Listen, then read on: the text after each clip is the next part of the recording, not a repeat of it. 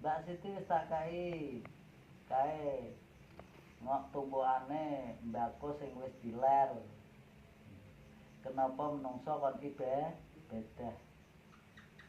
Krana iki mu awal digawe saka kotoran.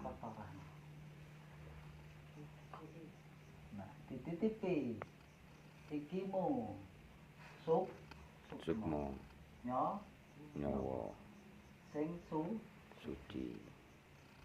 Sehingga ibadah iki mau kon resiki raga. Nah, sehingga salat njaluk petunjuk.